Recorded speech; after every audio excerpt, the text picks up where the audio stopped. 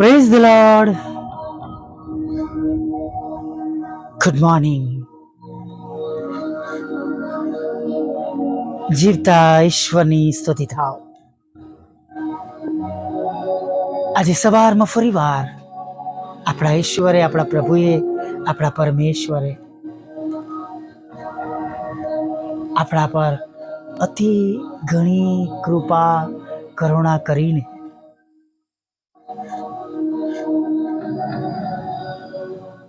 આપણને આજનો સુંદર દિવસ દેખાડ્યો છે. Hallelujah, praise the lord. હા, આપણા પ્રભુએ, આપણા પરમેશ્વરે, આપણા ઈશ્વરે આપણને આજનો સુંદર દિવસ દેખાડ્યો છે. આપણા પર મોટી દયા કરી છે, મોટી કૃપા કરી છે, મોટી કરુણા કરી છે.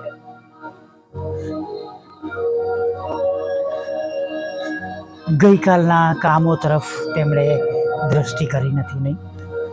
અને આપણા કામ પ્રમાણે આપણો ન્યાય કરીને આપણને આ દિવસ દેખાડ્યો નથી.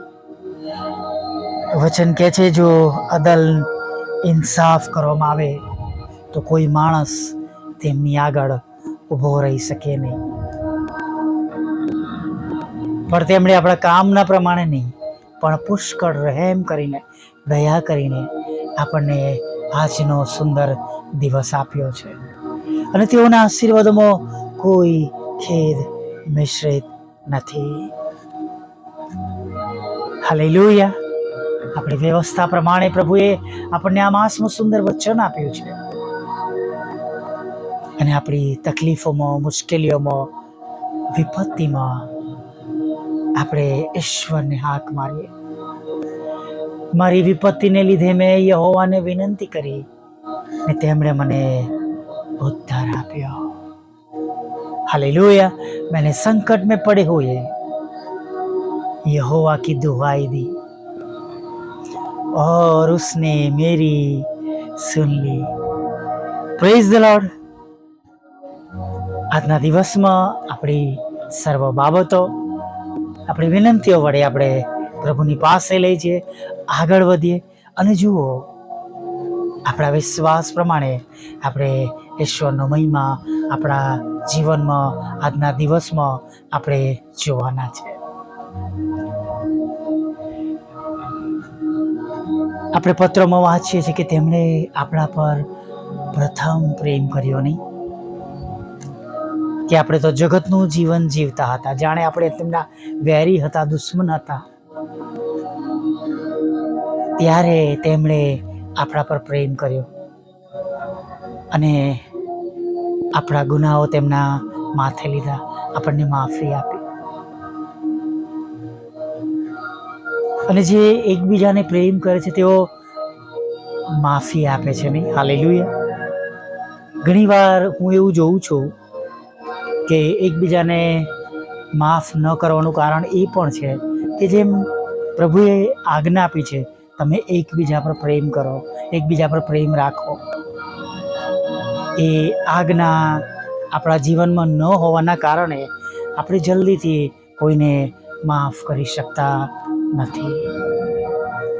અને ઘણા વખત સુધી, વર્ષો સુધી આપણે એવી બાબતો યાદ રાખીએ છીએ. અને જ્યારે યાદ રાખીએ છીએ ત્યારે જ્યારે પ્રેમનો જે પ્રભુની આજ્ઞા છે, જે એ આજ્ઞાને આપણે ઠુકરાવીએ છીએ. ને પ્રભુનું વચન તો કહે છે, જો તમે મારી આજ્ઞા પાળશો તો તેથી તમે મારા મિત્ર થશો. હમણાં જ મિત્ર દિનની ઉજવણી પર આપણે આ બધી બાબતો સાંભળી હશે. ચોક્કસ ઘણા બધા લોકો આ રીતે પણ એને કહે છે કે કોઈ સંપૂર્ણ નથી. બધા જ સ્ત્રી પેટે જન્મ્યા પાપી છે, પણ જ્યારે પ્રભુની આજ્ઞાની વાત આવે ત્યારે આપણે સજાગ બનીએ. આજ્ઞાઓ ન પડવાનું પરિણામ આપણા કુટુંબોને, આપણા જીવનને, આત્મિક જીવનને ખેદાન મેદાન કરી દેશે.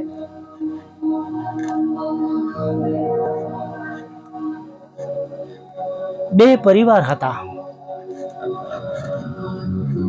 અને બંને કુટુંબ પરિવારમાં એક દીકરો હતો.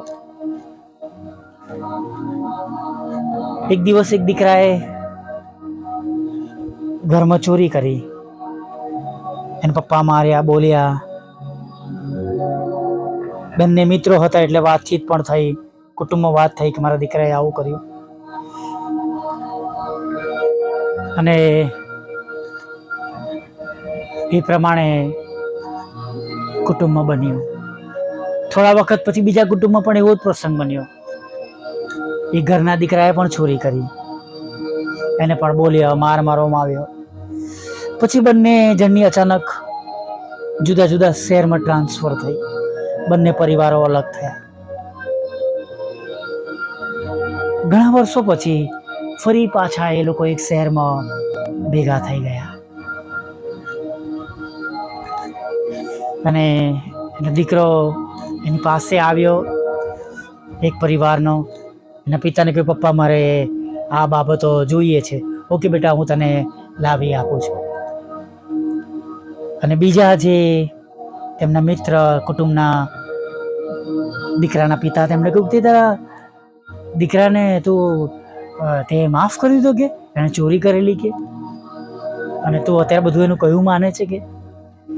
પેલા સામે પ્રશ્ન કર્યો, તે તારા દીકરાને માફ કરી દીધો? તો કે હા, હું મારા દીકરાને પ્રેમ કરું છું એટલે મેં એની ભૂલ માફ કરી દીધી. બીજો પિતા કે હા, મેં પણ મારા દીકરાને માફ કરી દીધો કેમ કે હું એને પ્રેમ કરું છું. મેં એને શીખવાડ્યું, સમજાવ્યું, અને એણે મારી વાત માની લીધી. બંને પિતા વસ્યા કે હા, જો આપણે આપણા દીકરાને પ્રેમ કરીએ છીએ એટલે તેની ભૂલોને આપણે માફ કરી શક્યા છે. ખરેખર આપણા પ્રભુ પર આપણા પાપ માફ કરે છે, આપણી ભૂલોને માફ કરે છે.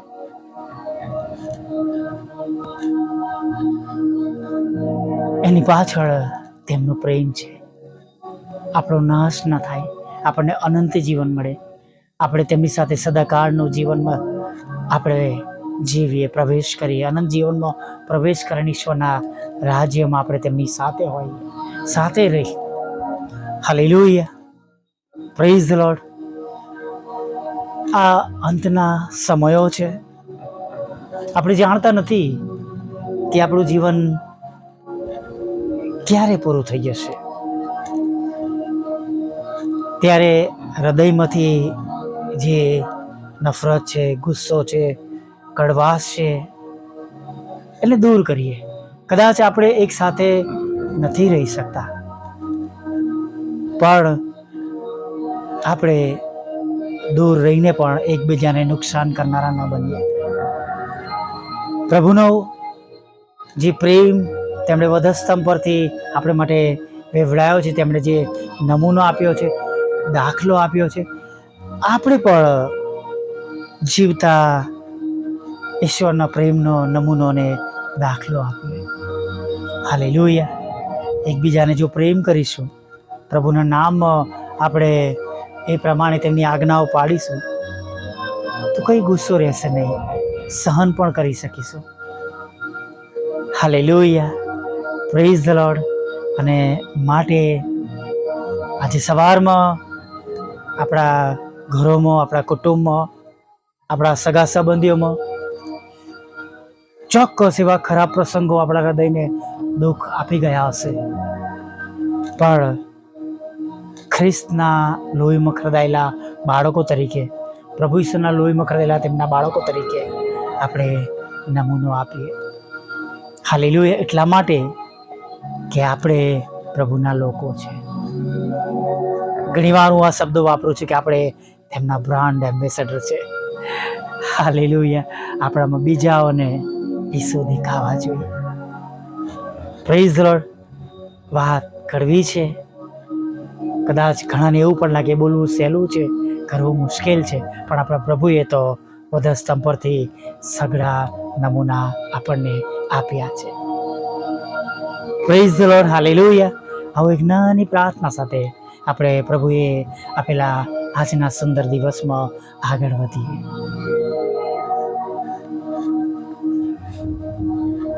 ભલા પ્રભુ, અમે તમારી સ્તુતિ કરીએ છીએ. અમે તમારો પુષ્કળ આભાર માનીએ છીએ.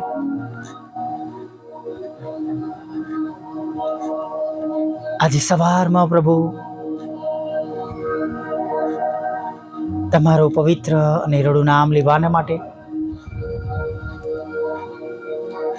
તમે અમને બધાને આજનો સુંદર દિવસ આપ્યો. અમને બધાને જીવતાઓની ભૂમિ પર રાખ્યા. અને પ્રભુ,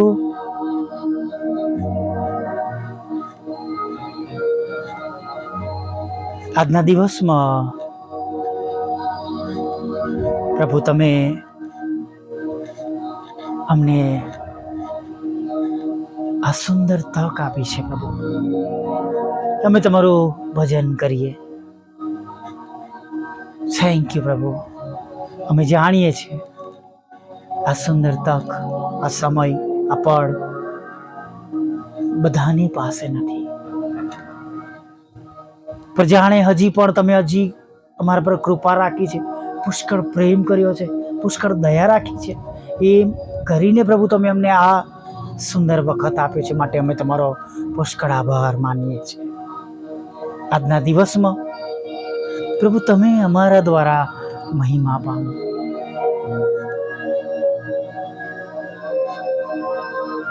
હા પ્રભુ, અમારા દ્વારા તમે મહિમા પામો. અને પ્રભુ, આજનો દિવસ યથા યોગ્ય રીતે પસાર કરવાના માટે તમે અમને જ્ઞાન, બુદ્ધિ અને ડહાપણ આપો. તમે પોતે તમારી પવિત્ર હાજરી અમારી સાથે રાખો.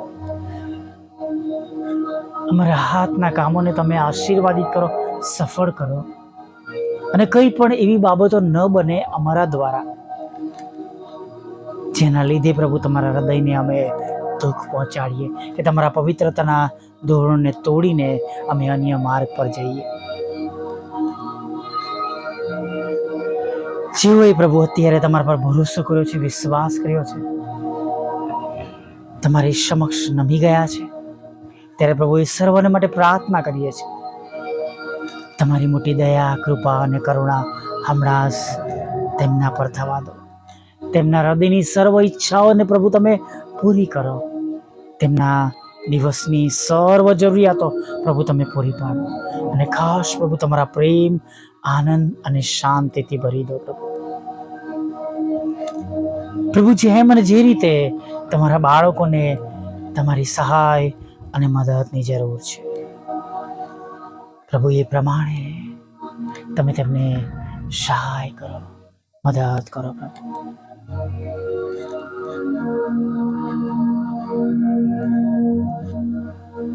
પ્રભુજીઓ અન્ય માર્ગો પર ભટકી ગયા છે, ખરાબ સંગમાં છે, સોબતોમાં છે, વ્યસનોમાં છે, સંબંધોમાં છે, પ્રભુ તેઓને માટે આગ્રહથી પ્રાર્થના કરીએ છીએ.